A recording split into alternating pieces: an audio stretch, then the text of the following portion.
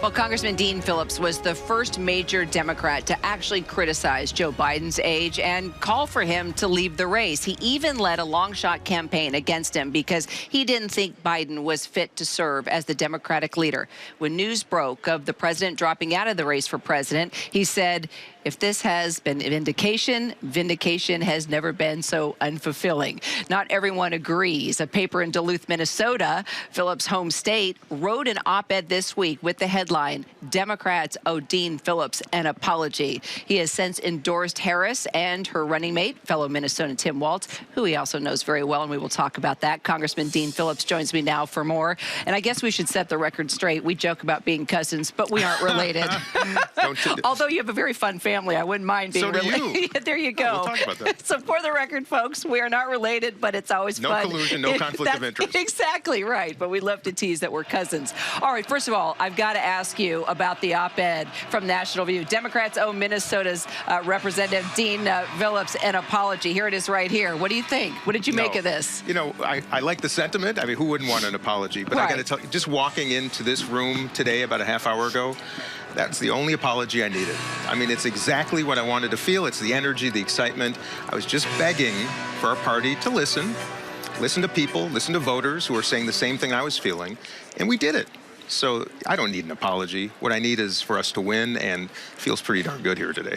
I tell you, the energy is quite different from the RNC. But the question is, can you keep the momentum going? And I want to, you know, I know you endorsed Kamala Harris, but look, she didn't get one vote. All right. And so the critics are saying she got lucky. She got this by default. It was all timing. It's happening so fast. There were no other choices. I mean, you've heard all the criticism. Why are you endorsing her? And why do Democrats need to believe that she can handle the office of president? I'll probably speak for a lot of Americans right now. When I started my endeavor to take on Biden, she was actually further down in the polls than he was. And I said it at the time. I took some heat for it. But turn up the clock to now, she is exceeding expectations. The way she consolidated support amongst Democrats within 72 hours after the baton was handed, I think is a sign of great leadership. I was still calling for a competition the day that Biden passed the torch. Oh, I remember you were.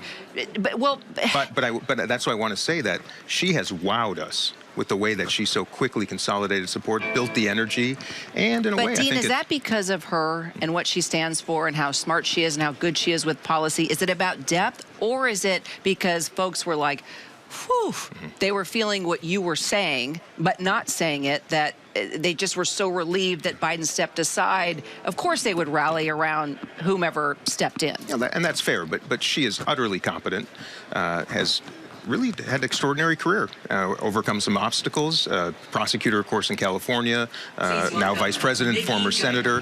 Very few people as well prepared as she to assume the presidency. And I still believe in competition, Kira. I mean, I think that goes without saying.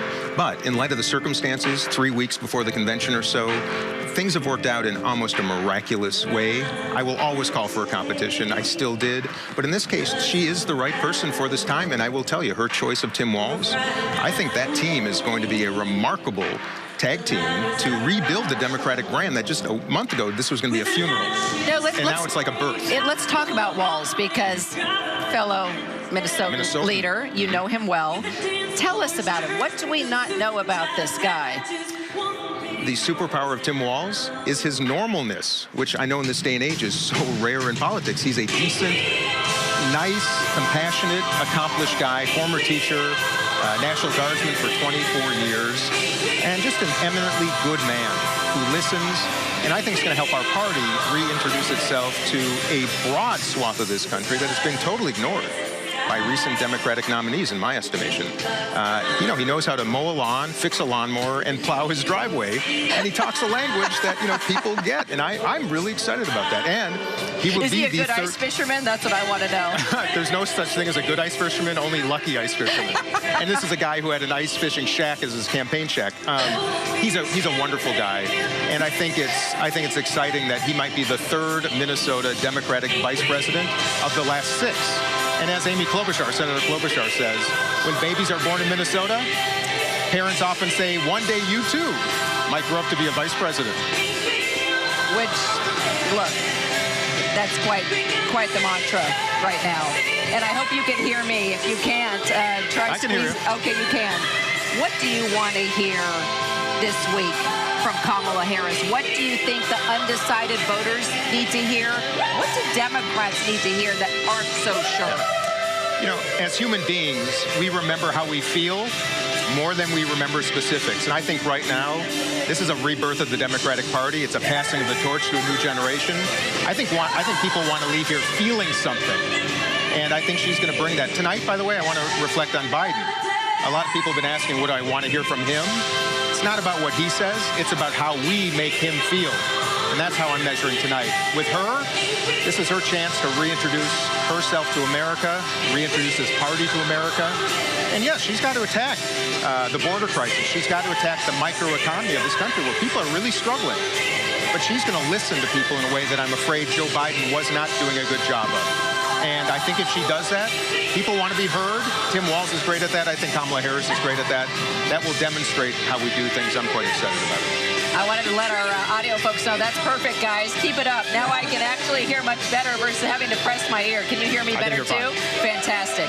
So I'm curious. You're close with Walz. You know Kamala Harris very well. Would you be a part of this administration if asked, if indeed they win the White House? Is that something you would consider? I'm sure when you ask that question to most politicians, they he and they ha, and they say, oh, I'm just happy doing what I'm doing. Of course I would be thrilled by that invitation. Any way I could help this country, especially right now, if they're looking for someone who respects dissent, who respects my Republican colleagues, who has some business experience. If I can do something to help the country, my goodness, I would consider it, of course. But I didn't do this by any stretch of the imagination to accomplish that. In fact, one would rightfully argue that doing that probably limits my invitation in the future, but so be it. Either way, absolutely. And finally, as we have just witnessed history in so many ways and such an unconventional way of doing things, how do you think this has changed things for the Democratic Party?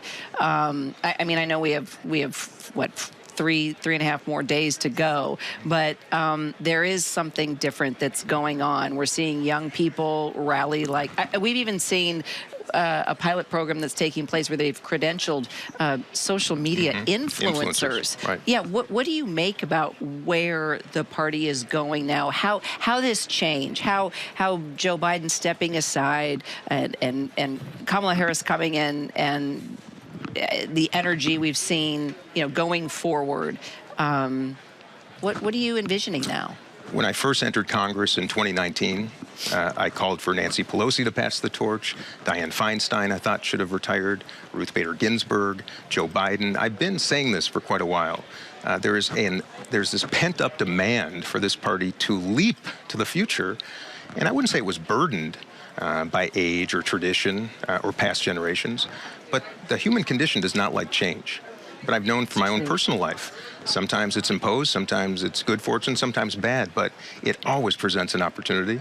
So I think that's what this is really about. With that change comes great excitement, opportunity. Now, in the old adage in Washington is, first they ignore you, then they laugh, then they attack, and then they said, hey, we knew it all along.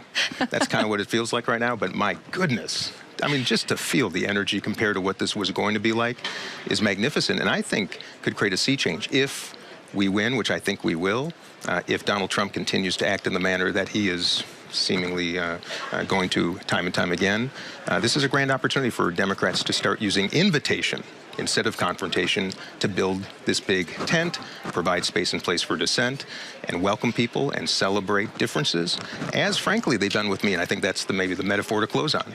The Republican Party, not only would they have not tolerated somebody like me taking on Donald Trump, they would have excoriated, disenfranchised, excommunicated for good.